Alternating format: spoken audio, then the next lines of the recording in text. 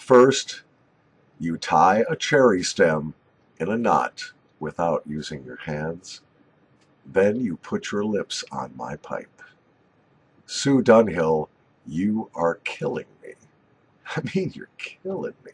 Lady, mercy, mercy. Please, just a little mercy. You want to know about what I do with my odds and ends, some cellaring advice for newbies, and who's the black sheep in my family, huh? Well, first of all, thank you for the contest. Congratulations on the ever-increasing number of subscriptions you have. I think it's fantastic. I'm going to put Sue's link down in my bucket, and I know she will do the same for me. Nice lady, and great knowledge of pipes and tobacco, wicked sense of humor, which I absolutely love. So you should check out her channel, Sue Dunhill, here on YouTube. What do I do with my dibs and dabs and my odds and ends? Well, I put them in a jar. I put like types in a jar, like this one. This jar is odds and ends of Englishes. Right now, this jar contains some Frog Morton across the pond. It contains a little Mississippi River. I think there's a little Bob's Chocolate Flake in here, and I don't know what else. This is just dibs and dabs when I get to the end of a tin or a bulk bag of an English blend. It goes in this little jar here. Now, my aromatics, get down on the floor, Paul. Get down. Where'd I put it? Ha! If I'd been facing the other way, you would have gotten a nice view of the Grand Canyon that is my butt crack. All right, opening up this Kellner jar here. I've got all kinds of different arrows in here. The latest addition was some Fire Dance Flake. But there's also some Lane 1Q in here. I think there's a little bit of Carter Hall. There is some Burley Without the Bite in here, I know. A little bit of Autumn Evening from Cornell and Deal, because I can still kind of pick up the menthol, or not menthol, the maple among everything. Yeah, so it's a nice mixture, and when you smoke it, it just kind of tastes sweet and very sweet and fruity. And if you don't pull on it too hard, you won't get your tongue bitten right out of your jaw. But if you haul on it at all, it's going to French fry your tongue. I don't ever really need to save my Virginias because I usually smoke them right down to the bottom of the tin. Yeah, and quickly. Smoke them till they're gone because Virginias are kind of my mainstay, even though I'm a beginner. Now, you saw the jars that I use, and I use the same kind of jars if I'm going to cellar tobacco, if I've opened the tin, but I try not to.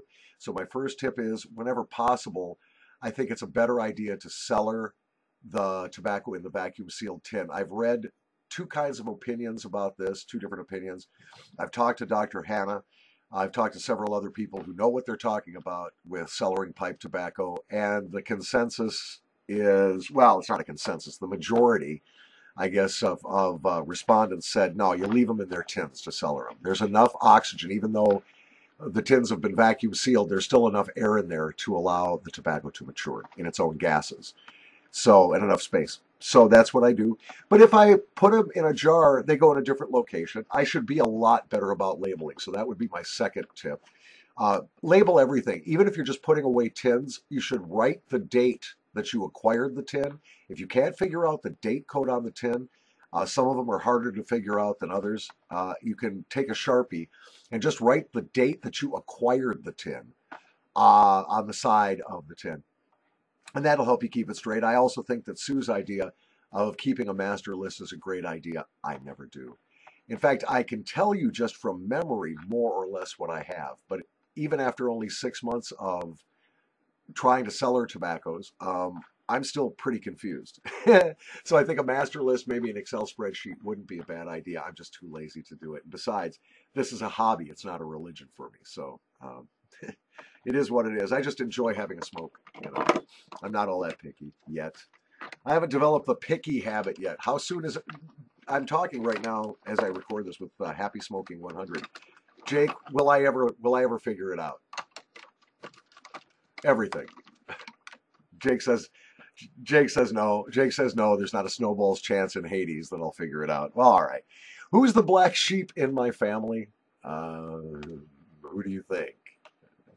I've got one brother that works for a big computer graphics outfit, and he is the producer and voice talent on all of their training videos and computer-based training for their customers. And he's got a great job. He's all tattooed up, has a big old ZZ Top beard, and permed long freaking hippie hair, and he's got tattoos over 90% of his body, and rides a Harley, and he's a very cool guy. And then there's my baby brother, and my baby brother is the chief operating officer of a very large, very old video game company, and he lives in New York City and makes a lot of money. So I would have to say that the unemployed YouTube snuff and pipe guy would be your black sheep. So your Uncle Squinty is, I'm here to tell you, I'm bad to the bone.